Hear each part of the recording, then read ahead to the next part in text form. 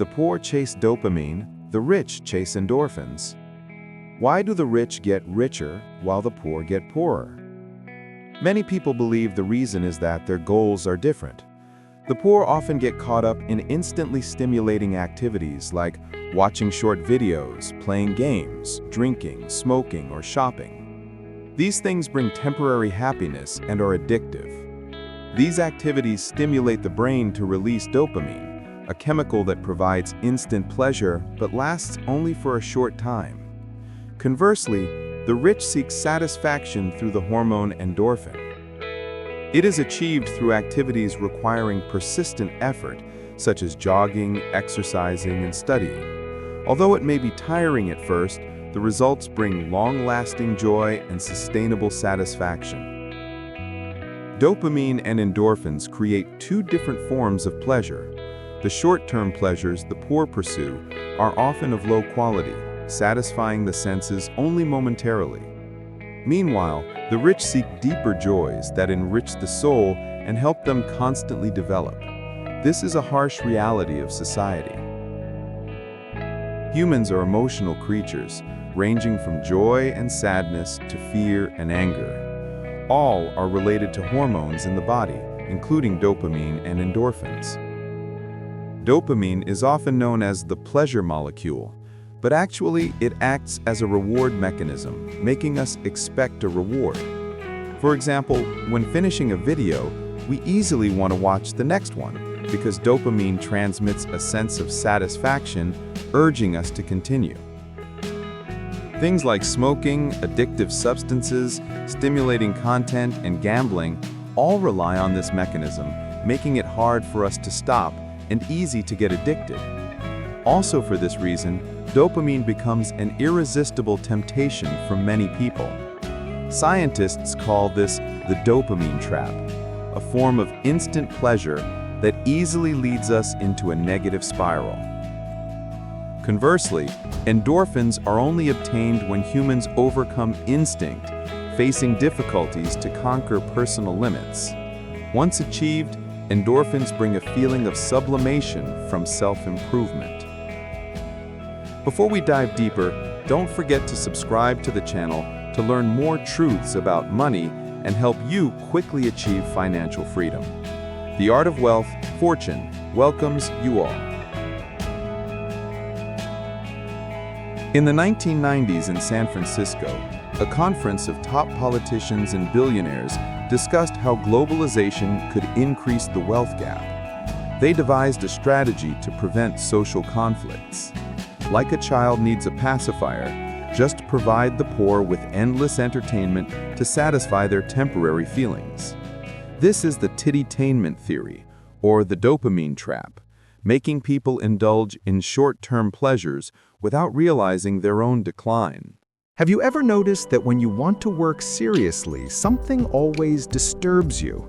Before finishing studying, you want to play a few games, and once you start, you can't stop. That is the dopamine trap, a chemical that brings momentary pleasure but easily bogs people down. Conversely, endorphins require us to overcome ourselves to receive more lasting joy. Dopamine and endorphins both affect human mood, but are very different. Dopamine brings easy-to-achieve joy through simple pleasures, while endorphins create long-lasting happiness. That is also why endorphins are called the joy hormone or rejuvenation hormone. For instance, exercising not only makes the body healthy, but also helps the brain release endorphins, making you feel full of energy and happy after each session. While running, many people often feel very tired right from the start, but if you persist in running, after a while, the body will no longer feel tired, but instead feel lighter. That is because when exercising to a certain level, the body starts releasing endorphins.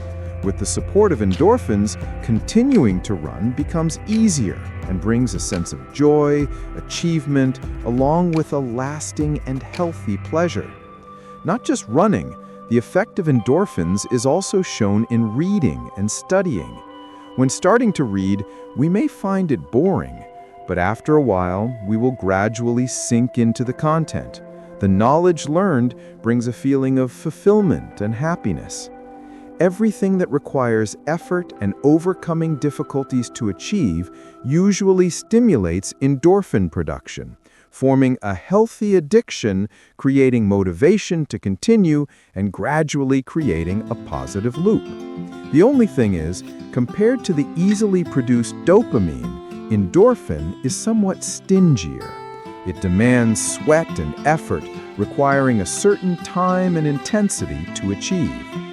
In real life, while dopamine makes people addicted to games and videos, endorphins bring joy from reading, learning, and self-development. This is a long-term process. The cruelest thing about society is that ordinary people immerse themselves in dopamine, while the rich force themselves to seek endorphins. In the 21st century, the most valuable thing is time.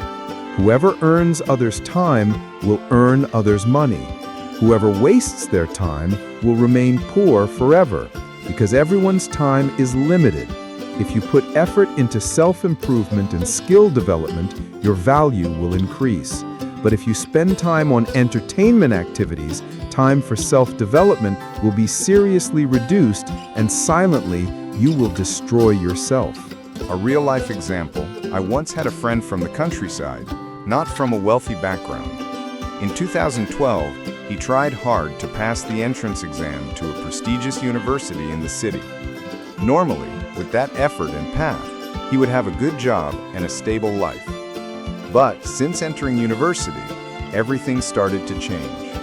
His dorm roommate was a rich kid, often bringing all kinds of game consoles to the dorm. My friend had never seen anything so interesting, so he tried playing, and unexpectedly, just a few games made him experience the stimulation of the virtual world. Then he became more and more immersed in it, gradually staying up all night at internet cafes. In the final year, while everyone was looking for jobs, my friend just stayed in his rented room or internet cafe, living on snacks in the virtual world. A few years passed, he sank deep into hundreds of millions in debt just because of games, living day by day in anxiety. Classmates were successful or living peacefully, while he gave up all potential and his life hit a dead end. Looking back, my friend once explained, "Among all things that can destroy a human, the scariest is not poverty, but the invisible temptations creeping into the mind, slowly eroding your precious things and finally overthrowing you completely, making you a useless person." As writer Li Shanglong said, "In a big city, the easiest way to ruin a person is to give them a quiet, cramped space, an internet connection, and preferably a food delivery phone number. Just that is enough to start the process of deterioration. Because short videos and colorful online games will make you continuously release dopamine. Releasing it once feels comfortable. Releasing it continuously feels even more exhilarating. When desire is controlled, the brain is continuously stimulated. You will become addicted without knowing it.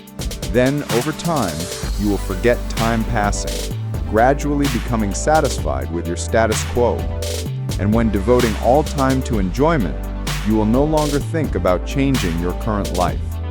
Eventually, you will sink into poverty and cannot rise up. Harvard Business School once conducted a survey and found a huge contrasting phenomenon. The richer people and the elite class are, the more they prefer supplementary forms of entertainment, like reading, studying, sports. Meanwhile, the lower class and the poor often prefer time-consuming forms like playing cards, gaming, watching TV series. This difference in entertainment style has created a fateful gap between their destinies. There was a documentary about investment legend Warren Buffett called Becoming Warren Buffett. In this movie, Buffett did not share any get-rich-quick secrets. He just diligently read books and newspapers. When ordinary people watched TV, he forced himself to read boring academic documents. When others played games, he forced himself to absorb the latest economic knowledge. When people scrolled through short videos, he forced himself to learn the most modern financial management ideas. He wakes up at 7 a.m. every day and spends 5 to 6 hours reading various newspapers and financial reports.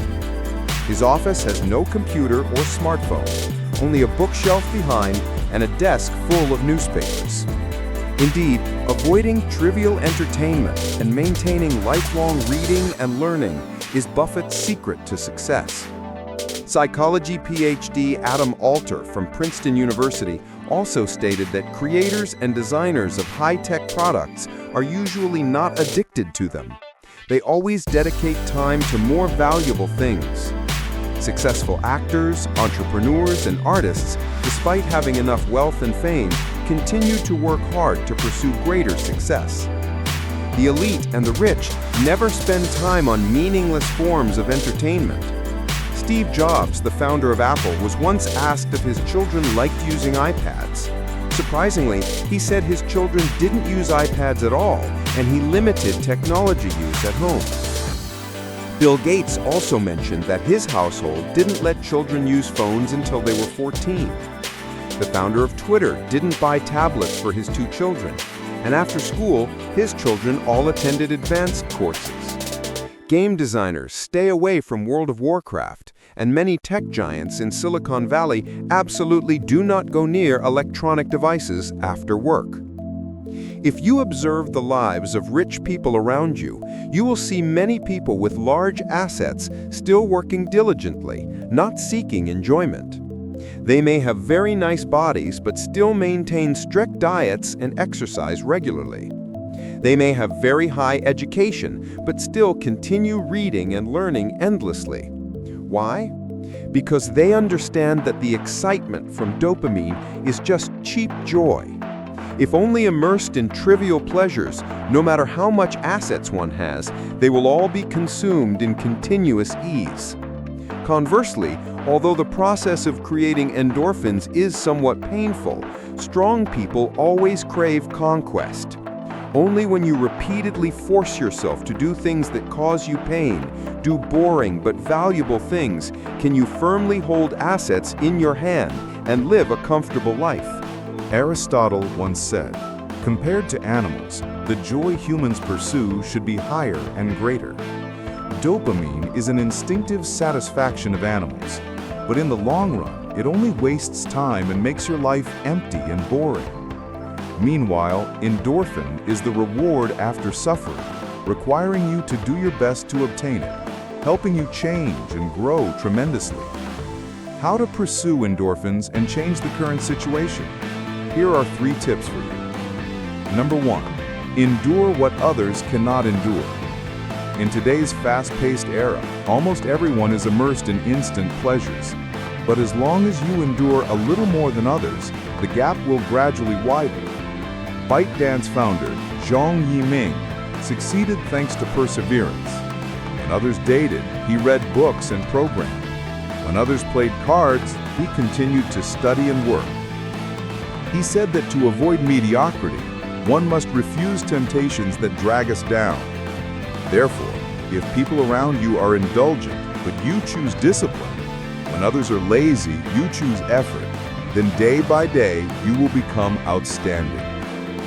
Number 2, be decisive about what others dare not be decisive about. Things that can help you release endorphins are usually not easy. For Haruki Murakami, first started running. He woke up at 4:30 every morning, ran until soaked in sweat and out of breath, but still persisted. Writing is the same. He often sat alone from morning to evening, writing and rewriting a simple sentence up to 8 times. This world has no easy success, nor any result that doesn't need effort. Life is like that. Only when you are strict with yourself will life treat you well. Number 3, succeed in what others cannot succeed in. In life, everything leading to downfall has a very fast feedback mechanism. Just 10 seconds of watching a short video and you can laugh with satisfaction. Eating a few bites of sweets makes you feel satisfied. Playing a few games gives a sense of victory.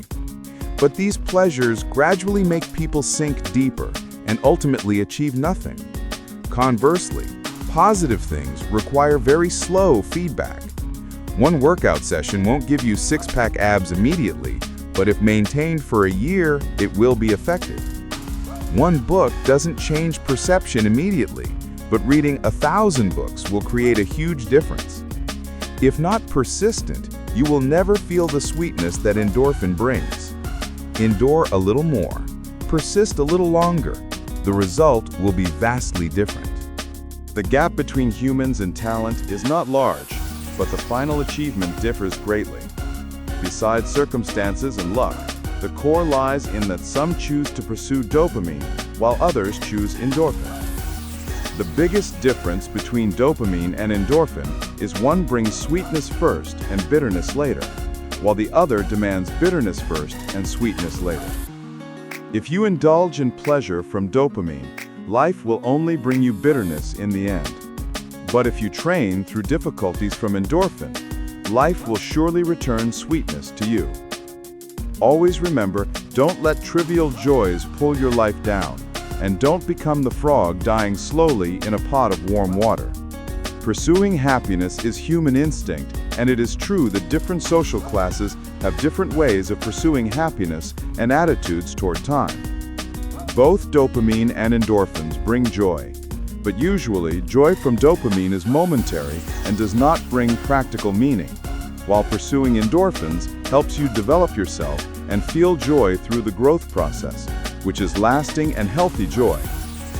Many people think that indulging in dopamine easily makes humans degenerate, need to give up dopamine. But actually, in some cases, the presence of dopamine is necessary. Dopamine and endorphins can exist in parallel, not necessarily having to choose between these two. We can absolutely pursue endorphins whilst enjoying dopamine moderately. Perhaps a life balance between dopamine and endorphins is truly the more ideal way of living. However, human life is short. Everyone has their own attitude toward life, cannot just use dopamine and endorphin to distinguish and define. Always be a person cautious with oneself, knowing how to restrain, improve oneself, and persist in pursuit. Only then will your life truly have positive changes and be full of meaning.